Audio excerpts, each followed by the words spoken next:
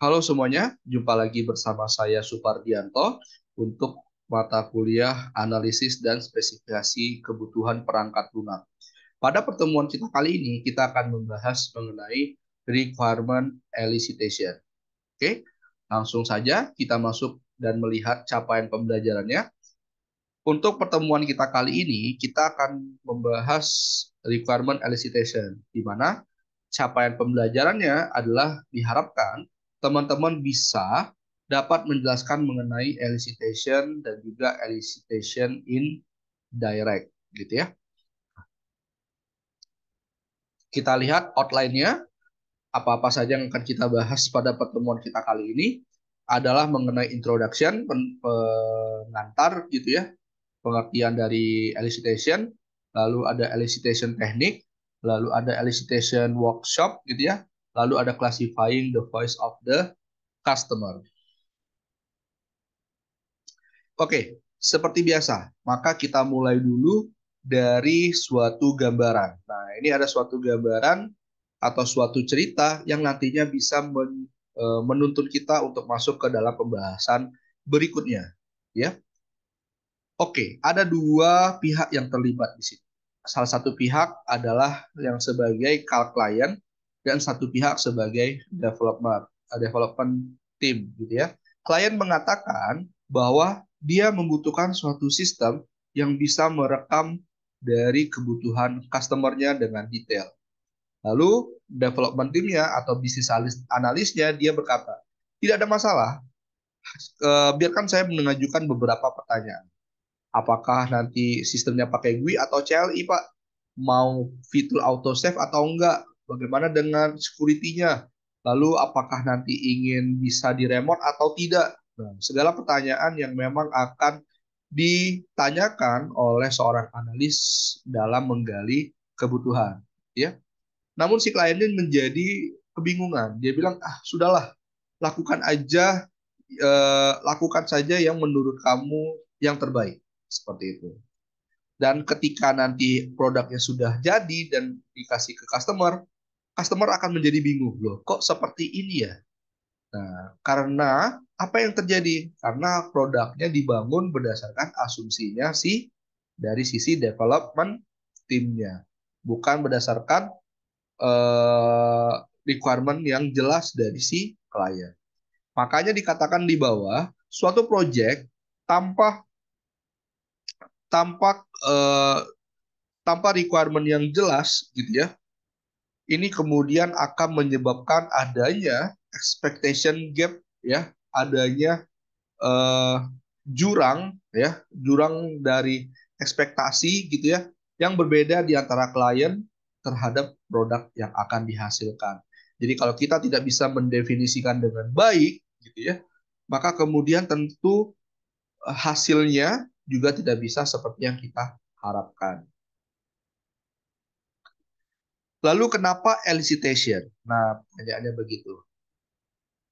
Jantung utama dari melakukan proses engineering adalah ketika kita melakukan yang namanya elicitation, ya, di mana kita mengetahui apa yang kemudian pengguna itu butuhkan dan bagaimana cara kita untuk kemudian dapat menggali informasi tersebut, seperti itu.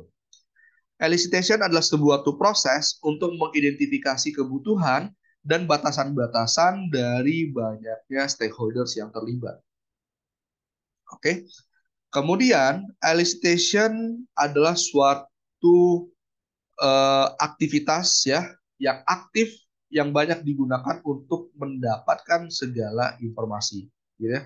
Informasi mengenai apa? Mengenai kebutuhan apa saja yang dibutuhkan dalam pembangunan produk atau aplikasi nantinya.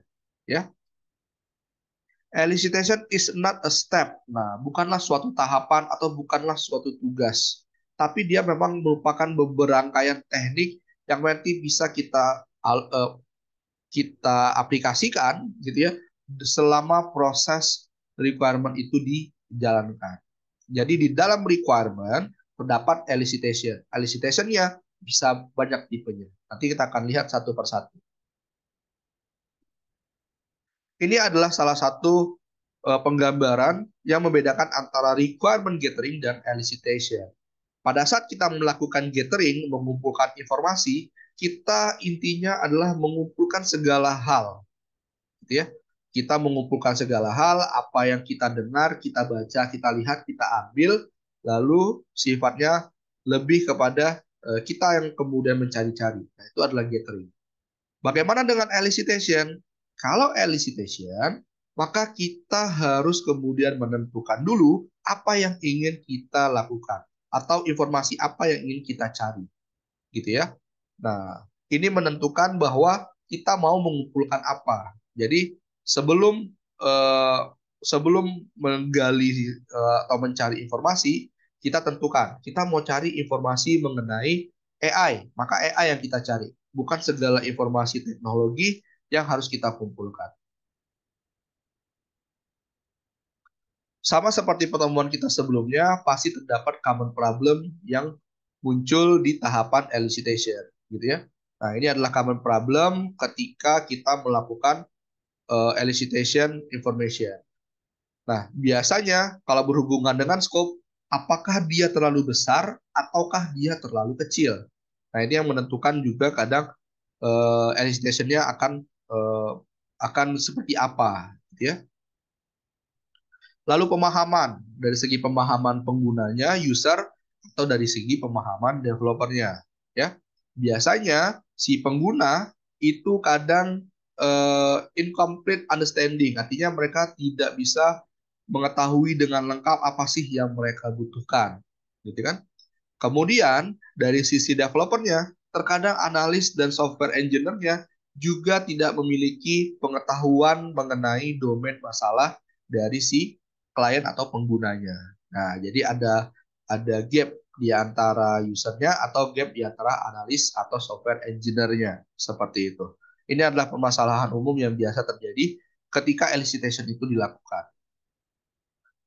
Kemudian ada beberapa langkah atau beberapa cara dalam melakukan elicitation. Ada yang sifatnya direct, ada yang sifatnya indirect. Kalau direct tentu kita akan langsung berhubungan dengan si user atau kliennya. Kalau indirect, kita ibaratnya tidak langsung bertemu dengan klien, tapi kita menggunakan beberapa source kayak membaca dari dokumen, lihat dari video, kayak gitu ya, dan seterusnya. Nah, kemudian apa yang diharapkan dari kita melakukan elicitation ini tentu adalah kita bisa mengeluarkan segala jenis unambiguous gitu ya, sehingga informasi yang kita buat nanti tidak lagi sulit diinterpretasikan, lalu komplit gitu ya, lengkap, lalu dapat diverifikasi, konsisten datanya, lalu mudah dimodifikasi, lalu gampang di tracking atau dicari gitu ya. Sekarang kita masuk kepada jenis elicitation yang direct.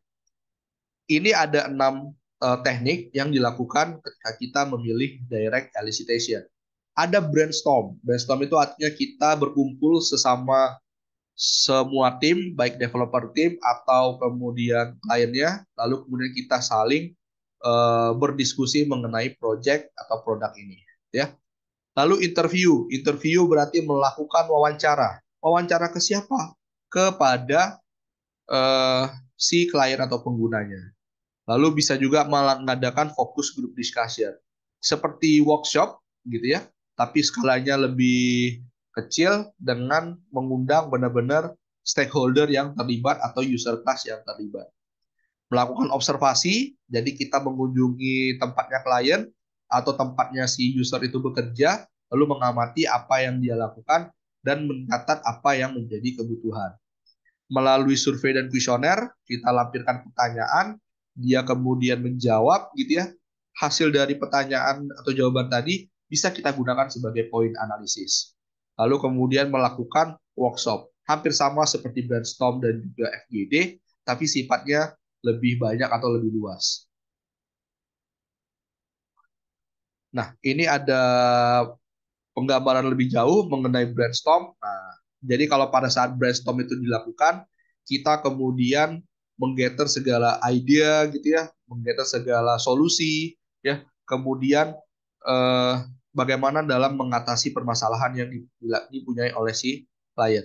Namun, ketika kita memilih brainstorm, kita pahami bahwa dia tidak boleh terlalu lama, ya. Gunakan visual gitu ya dalam menggambarkan solusi yang nanti akan diwujudkan. Lalu sebaiknya memiliki fasilitator. Dan kalau bisa, hanya sekitar 6 atau 8 orang saja.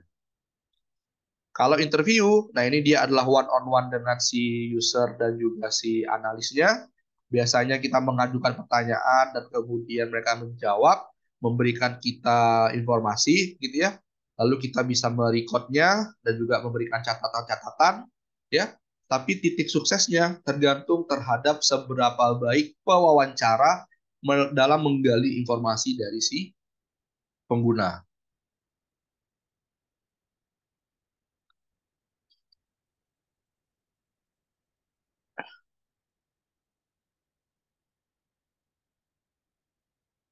Lalu kemudian kalau FGD tadi sudah saya sempat singgung gitu ya.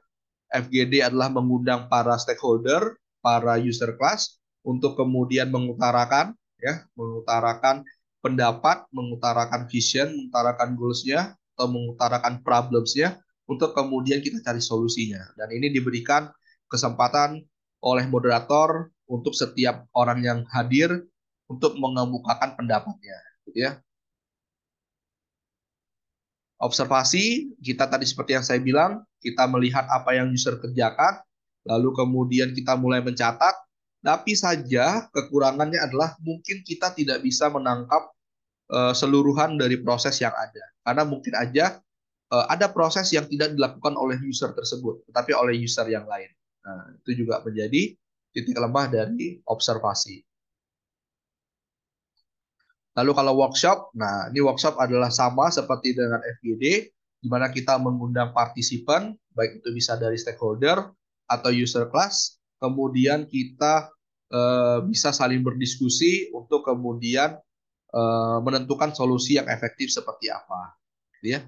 Cuman yang perlu diperhatikan adalah bahwa pada saat melaksanakan workshop tidak boleh terlalu kecil atau tidak juga boleh terlalu besar, sedang saja ya jumlah ukuran orangnya agar bisa tetap fokus terhadap solusi yang akan dicari. Oke, lalu kita yang tadi saya bilang ketika kita mau menggunakan visual, kita bisa menggunakan card sorting.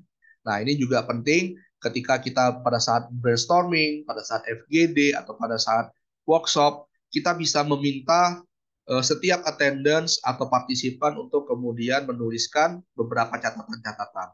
Nanti hasil dari catatan yang sudah diberikan oleh partisipan tadi kita bisa sorting kayak gitu. Kita bisa sorting, oh ternyata ini masalahnya sama. Oh masalah ini muncul di beberapa orang. Kita kategorikan, kita cluster. Seperti itu. Lalu ini adalah kesimpulannya dari beberapa tahapan direct tadi. Ada yang brainstorm, interview, FGD, observasi, questionnaire, dan card sorting. Ada yang dari sisi positifnya apa, dari sisi negatifnya apa. Tadi juga sudah saya sempat sampaikan. Gitu ya. Oke, nah ini juga adalah satu contoh case study mengenai penjadwalan sistem penjadwalan mata kuliah, di mana ditentukan goals-nya bahwa goals-nya adalah kita ingin untuk mengerti bagaimana proses pada saat dilakukannya pembuatan jadwal secara manual. Kemudian yang nanti akan diubah menjadi automated system. Maka metode apa yang bisa kita gunakan? Kita bisa menggunakan observasi, kita bisa menggunakan interview, melalui pengamatan dan juga melalui pertanyaan terhadap si usernya atau stakeholdersnya. Goal berikutnya, kita mau mengerti bagaimana permasalahan terhadap permasalahan user dan apa yang mereka coba ingin selesaikan. Dan apa saja kesulitan yang mereka alami terhadap proses bisnis yang saat ini terjadi. Sehingga kita bisa membangun suatu sistem yang emang benar mereka butuhkan. Nah, metodenya apa yang bisa kita gunakan? Kita bisa pakai interview, one-to-one kepada si usernya, kita juga bisa melakukan brainstorming, atau kita juga bisa mengumpulkan para stakeholders dan juga usernya di satu FGD seperti itu. Oke, kita sudah masuk ke kesimpulan bahwa dapat dikatakan adalah elicitation adalah proses yang kemudian digunakan untuk mengidentifikasi kebutuhan dan batasan-batasan dari para stakeholders yang terlibat di dalam produk atau project atau aplikasi, ya. Elicitation adalah dikatakan bukanlah suatu langkah atau tugas, tetapi memang dititik beratkan kepada teknik-teknik apa saja yang nanti bisa kita pakai selama proses requirement itu dilakukan. Ada dua cara elicitation itu dilakukan, ada yang secara direct dan secara indirect. Pada pertemuan kita kali ini kita membahas yang direct. Pada pertemuan kita selanjutnya kita akan membahas bagaimana elicitation indirect itu dilakukan. Oke, sampai di sini saja pertemuan kita kali ini. Kita jumpa lagi di pertemuan kita berikutnya. Sampai jumpa.